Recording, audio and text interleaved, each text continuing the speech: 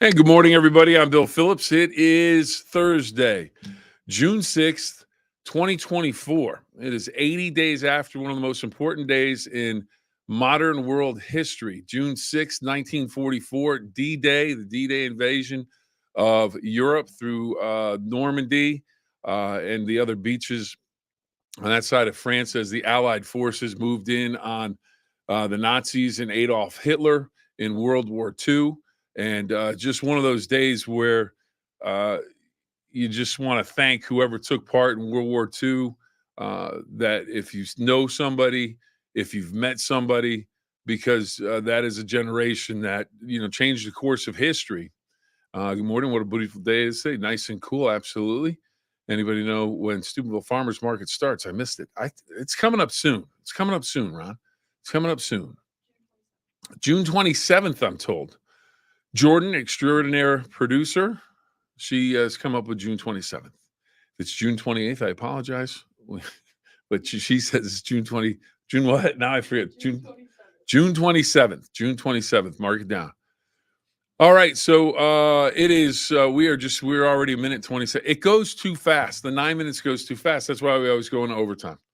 It happens all the time. But we have to thank Mindset to Wellness, Cambridge Wellness Co-op, and Cinna Speed and Fitness. And the first Friday on 4th in Steubenville will take place tomorrow, and they will be there represented with a spot down on 4th Street. So if you want to stop by, sign up, find out more about those three places, Mindset to Wellness, Cinna, and Cambridge Wellness Co-op, you can. They'll be there to answer your questions, get you signed up, get you what you need, mind, body, and spirit.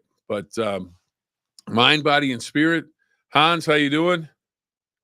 Jessica, good morning. So good morning, everybody. Good to see everybody. Topic today, and I can't get away from it because it's one of those days that I'm one of those guys that Pearl Harbor Day. December 7th.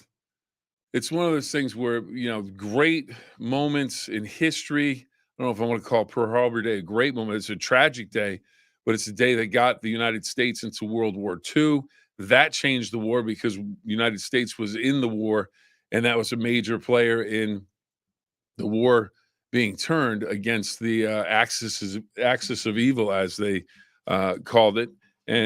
But D-Day today, and it's one of those things where for a lot of us, we learned through the movies or we learned through books because most of us not there, and you see things in the movies. The first scene of Saving Private Ryan, or when I was in let's see, I would have been a freshman in high school, maybe 1980. And Big Red 1 with Lee Marvin was a movie that was out. It was about the infantry unit, Big Red 1, and it was them going and trying to get up the beaches for the D-Day invasion. And you just thought, oh my goodness, how did they make this happen? How did they get it done? It seemed to be impossible, but they found a way to get it done. And then you fast forward to Saving Private Ryan about 20 years later, and the technology in terms of how to make movies and what they can do with movies, totally different. And if you watch the opening scene of Saving Private Ryan, when they storm the beaches at Normandy, it is just unbelievable. I remember sitting in the theater and thinking, how in the world did they do this? How did it happen? And it was shown to veterans that had been there. They said it was very realistic, and unfortunately for many Americans and many of the Allied forces, they did not make it off the beach. Largest group of military forces ever assembled, pushed across the western coast of France, and engaged German troops. 3,000 American soldiers, sailors, and pilots died in the first 24 hours of the D-Day invasion. But it's a sacrifice that if they didn't make, maybe the world is completely different today.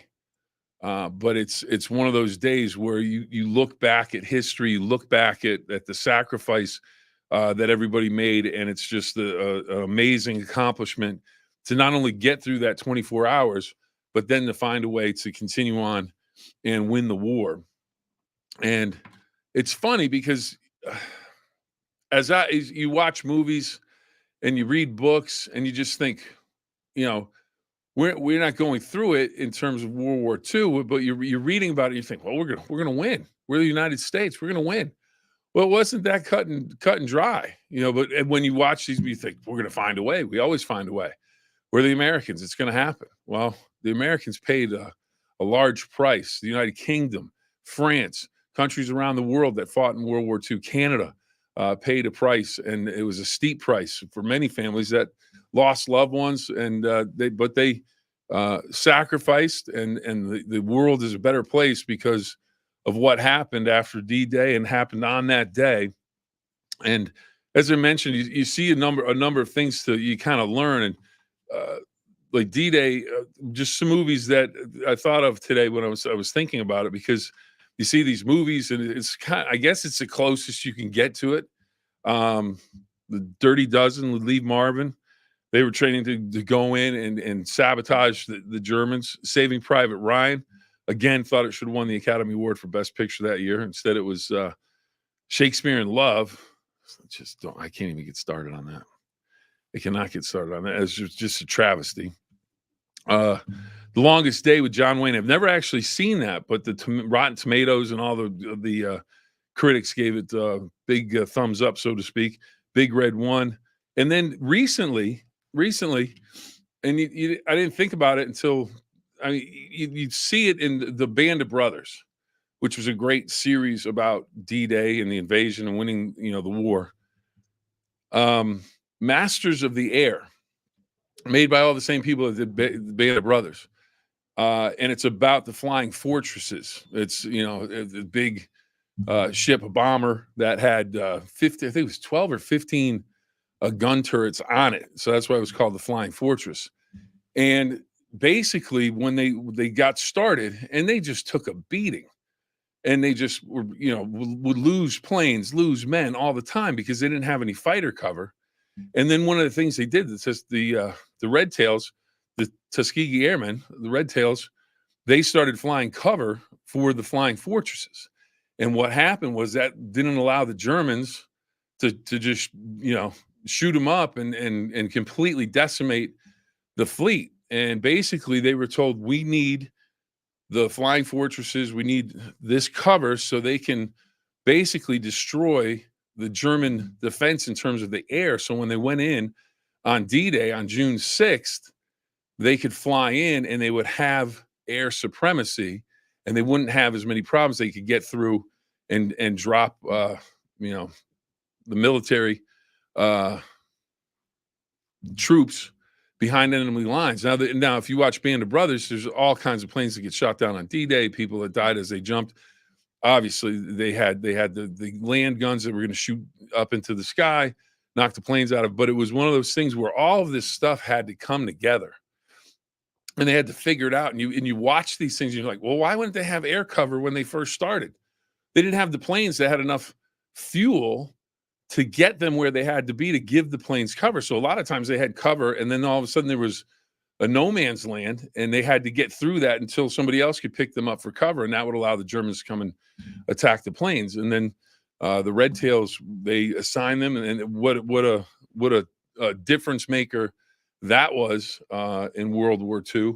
But again, the D-Day invasion, one of the things that had to happen was they had to have air superiority so they could fly over. And then you see the pictures, you see everything. David, good morning. Tracy, thank you. Carla, good morning. Hans, I'm glad you're doing well on this D-Day anniversary. If anyone has any comments, I don't know if anybody has family members that served in the military, served in World War II. We had a couple of different stories on this morning about D-Day. We had one yesterday. There was a gentleman, 104 years old, served in World War II, back over in Normandy, 104. And we are losing our World War II veterans by the day. This is the 80th anniversary. Unfortunately, we need to talk with the men that served and women that served in World War II to get all the information about the stories that they went through, all the experiences they went through, because pretty soon they're going to be gone. We're not going to be able to do that. We need that history, that living history. So if you know a veteran, if you know somebody that has stories, please talk to them because you're going to learn something. And as Tom Brokaw wrote in his book, Greatest Generation, which is a fabulous read. If anyone wants to read that, it's tremendous. He called them the greatest generation because they went, they did what they had to do, and then they came home. And they didn't really talk about it when they came home. They got busy about building the country, doing what they needed to do to make the United States a better place. So anyways, D-Day. So that's what, D-Day, it's just one of those days where it's just something thankful for everybody that served before I get going, because I tend to get worked up. Apologize, but thank you. Okay, Ron, pray we never get to the point where we forget who gave their life so we can have the freedoms we have today. Amen. Amen. Tracy, thank you. Thank you for the great information about D-Day. My knowledge on D-Day, probably put in a cup. I mean, I'm always learning about that. It's one of those things you try and learn different things because history repeats itself. History repeats itself. And right now, across the world, we are looking at different situations, different countries that are all of a sudden aligning. Russia, China, North Korea, Iran. And it's just, you see things and you hope they don't repeat themselves. But anyways, yeah, if you were looking for a book to read, Ron, that is an excellent book. Greatest Generation. It is absolutely fantastic. And here, David, yep, history might be repeating itself. Let's hope not. Let's hope not. Let's hope we learned our lessons. But again, thank you for letting me get on my D-Day soapbox, because one of the things that bothers me sometimes is that some of the younger generation, I'm not putting it on them. It might be I'm not putting it on anybody. But we need to learn. We need to teach. You talk to some kids, and what's Pearl Harbor Day? What's D-Day? And no idea. So, and that's one of those things we need to know about. So we are well over 9 minutes. But we're going to finish up on a positive note because it's the United States. We have the freedoms to do whatever we want. One of the things we get to do tonight, if you choose to, or you can watch Major League Baseball, or you can watch golf, or whatever you want to. Or you can watch one of. I guarantee you, there will be D-Day movies, D-Day shows on, documentaries. If you have a chance, take advantage of it, because there's a lot of good information that'll be out today that you can watch, and sometimes it'll be frustrating, but I guarantee it would be educational about D-Day if you want to learn more. But the one thing we're going to learn tonight is maybe which team is going to win the NBA championship, because Dallas and Boston open the series. The Mavericks and the Celtics, they open it up in Boston at 8:30 tonight. And then game 2 will be on Sunday. And then games 3 and 4 will be next Wednesday and Friday. This is the one thing about the NBA, man. It gets stretched out, their finals. But that's how they set it up. So first 2 games in Boston. Boston comes in the favorite. If you're making a wager, you may want to go Dallas. They're the underdogs. That's where you're going to get you might be able to get a little bit more money out of your wager. So Celtics tonight, game 1, hosting Dallas. Then next games 3 and 4 in Dallas next Wednesday and Friday. NHL Stanley Cup Saturday. Jordan, the producer extraordinaire, she has her Edmonton Oilers jersey. So we have that. And this is interesting. This is technology. How about this? This is pretty neat. The Edmonton Oilers taking on the Florida Panthers Stanley Cup. That's going to be Saturday, game 1 in Florida. Now, here's the interesting thing. The finals will feature American Sign Language, play-by-play, and color commentary. First for any major league sport. The NHL is teaming up with a company called PXP, which is working to make sports more inclusive through signing. The CEO and founder of PXP says this is a great first step for representation. The puck drops on Saturday. Jordan will have her Edmonton Oilers garb on as she roots for Connor McDavid and the Oilers to win the Stanley Cup. Oh, and one last note. I don't know what you think about this one. Danny Hurley, head coach, UConn, the Huskies, won the last 2 national championships in the men's tournament. The Los Angeles Lakers apparently going to make a big offer. They're going to put so much money on the table, he's not going to be able to count it all. He's going to need accountants. He probably already has accountants. But they want him to be the next coach of the LA Lakers. So that'll be interesting to see how that goes. So anyways, we are about out of time. Tomorrow, we're going to have a special guest, your comments as well. We're going to have Mark Patterson, I believe, from Mountaineer Racetrack Casino Gaming Resort, because we're going to talk the Belmont Stakes this year in Saratoga, not at the Belmont because they're rehabbing, refurbishing, renovating, whatever the right word is. They're redoing the racetrack. So it'll be at Saratoga, beautiful racetrack, and that's where the Belmont Stakes will be run. Mystic Dan looking to get a second jewel of Triple Crown. Can't win the Triple Crown, but he's going to try to. So we're going to have Mark stop by, give us a few minutes of expertise. So maybe if you want to make a wager on the big race coming up Saturday, you'll be able to do that. Let's see. Where do we leave off on comments? All right. Book recommendation. Yep. Dave, take a look at the world today. Yep. History. And Ron, thank you. I'm smarter now than 9 minutes ago. Wow. Ron, thank you very much. I think that's the first time anyone's ever said anything to me like that. But I do appreciate it. And Ron, you are here every day. I appreciate that. I appreciate all of the comments. I know this one was a little more serious than we've had in the past, but this is a big day. This is a historic day in modern world history. Without this day, it might be a whole lot different, and how everything is set up around the world and how everybody gets along. And not everybody gets along now, but it would be a whole lot different. So anyways, we're going to say so long. We're going to give it two rules. Have fun and always try your best. And again, I can't thank you enough for joining us every day on the 9-Minute Phill-Up. And I can't thank Mindset to Wellness, Cambridge Wellness Co-op, and Cinna for all of their support as well. So thank you. And again, if you have an opportunity to catch one of the D-Day shows or what am I trying to say? Documentary. That just wasn't going to come out. It was just like docu, and I didn't know where I was going.